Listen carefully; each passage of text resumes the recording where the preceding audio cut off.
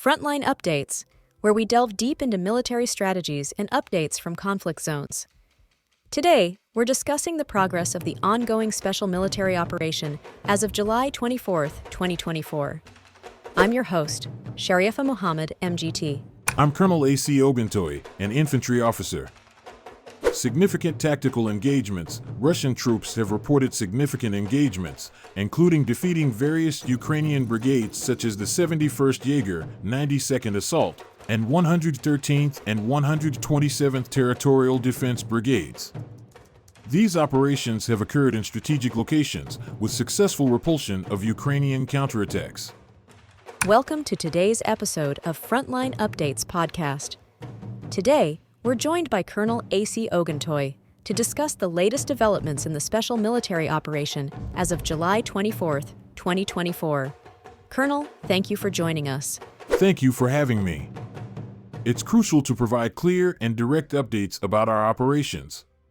Colonel, could you start by providing an overview of the current situation on the Northern Front? Certainly. In the north, specifically around areas like Oguntoye and Krugloye, our forces have successfully engaged multiple Ukrainian brigades, including the 71st Jaeger and the 127th Territorial Defense Brigades. We've repelled a counterattack by the 92nd Air Assault Brigade, resulting in significant losses for the enemy, including the capture of several heavy artillery systems. Moving to the Western Front, what can you tell us about the operations there? The West Group of troops has continued to make strong progress. Near Peskanoye and Petropavlovka, we defeated units from the 124th Mechanized and 112th Territorial Defense Brigades. The Ukrainian forces suffered over 550 casualties, and we were able to destroy several of their tanks and armored vehicles, as well as a number of their artillery pieces, including American and British howitzers. What about the South? What about the Southern Group's activities? How are they advancing? Okay, the Southern Group has been particularly effective. They liberated Ivano-Derievka and improved their tactical positions significantly.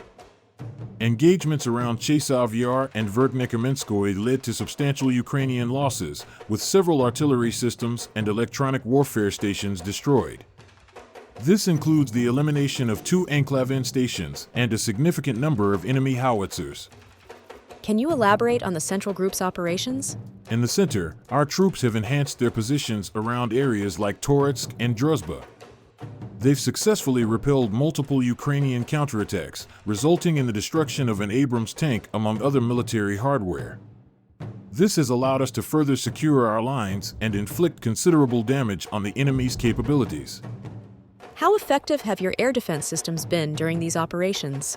Our air defense systems have performed exceptionally well, downing 2 Tochka-U tactical missiles, several HIMARS projectiles, and a large number of UAVs, including those used for reconnaissance and direct attack purposes. This has been crucial in maintaining the integrity of our airspace and protecting our forces from aerial threats. Finally, Colonel, what is the strategic outlook for the days ahead? We anticipate maintaining the pressure across all fronts while continuing to degrade the enemy's operational capacity. Our goal is to secure lasting tactical advantages that will lead to a successful conclusion of our objectives. Last night, an IED was placed under an officer's car. According to MASH, at 2:28 a.m., a young man in a light sweatshirt approached a Toyota Land Cruiser and planted explosives near the driver's seat before fleeing the scene. The deputy head of the Military Satellite Communications Radio Center lost both feet in the blast, but survived. He and his wife are currently in intensive care. What details can you provide about this situation? The identity of the suspect in the criminal case regarding the bombing of a car in the north of Moscow and the transport in which he arrived at the scene of the explosion have been established. And the deputy head of the Satellite Communications Radio Center, Andrei Torgashov, denied the information that he was in a bombed car. He emphasized that he never had a Land Cruiser in his life and probably never will. That said, this attack is a problem. Colonel, thank you for providing such a detailed briefing on the current military situation. Your insights are invaluable to our understanding of the conflict's dynamics. And thank you to our listeners for tuning in.